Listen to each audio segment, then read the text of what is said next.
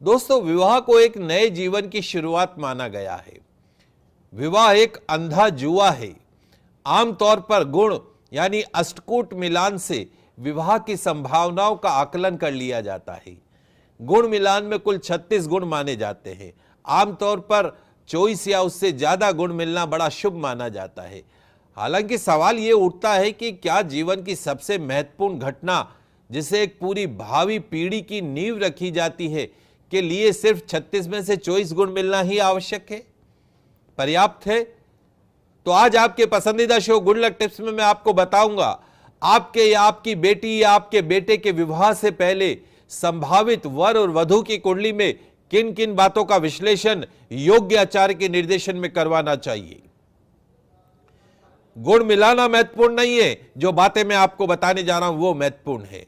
सबसे पहली और महत्वपूर्ण बात, यदि आप अपने लिए, अपनी बिटिया के लिए लड़का ढूंढ रहे हैं तो आपको उस लड़के की जन्म कुंडली में कुछ विशेष बातों का विश्लेषण करवाना है। वो क्या क्या बातें हैं, आइए जान लेते हैं। लड़के की जन्म कुंडली में संतान सुख होना चाहिए। कटु सत्य यह है कि लड़के की कुंडली में संतान सुख नहीं हो तो आज भी दोष लड़की को दिया जाता है। सासू अपनी बहू को ले जाएंगी हॉस्पिटल, अपने बेटे को चेकअप कराने नहीं ले जाएंगी। कटु सत्य है। तो लड़के की जन्म कुंडली में संतान सुख होना चाहिए। दूसरा, आप अपनी बिटिया के लिए, अपने लिए लड़का ढूंढ रही हैं, वो लड़का अल्प आयु का नहीं होना चाहिए, मध्यम आयु का नहीं होना चाहिए। नोबडी कैन प्रिडिक्ट आप और हम कितने साल जिएंगे, but good astrologer can check कि यह अल्प आयु है, मध्यम आयु है या पूर्ण आयु हो। शादी के 2-4 साल बाद गुड़क जाए, 36 में से 30 गुण मिल रहे हो, लड़के की आयु ही नहीं हो तो क्या करेंगे? तो हमें पूर्ण आयु का लड़का चाहिए जो कम से कम 70-75 साल जिए। क्लियर? अब तीसरी और सबसे महत्वपूर्ण चीज,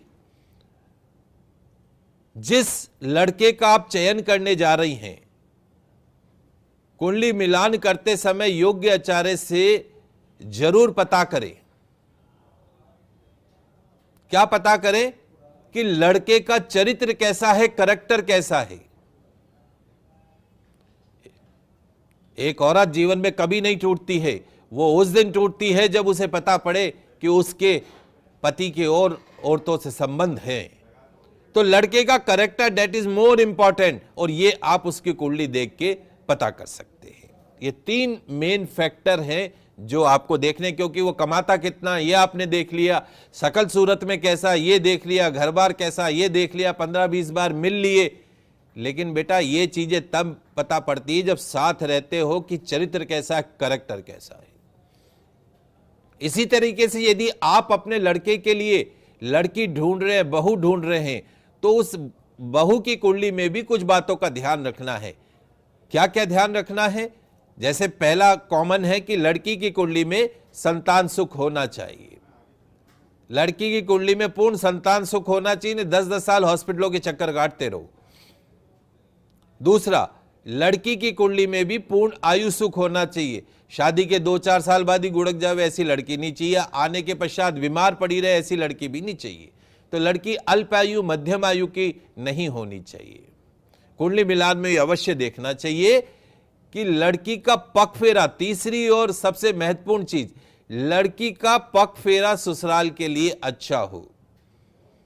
आपका अनुभव, हमारा अनुभव यह कहता है कि एक कन्या घर में बहू बनकर आती है तो घर में सुख सौभाग्य आता है,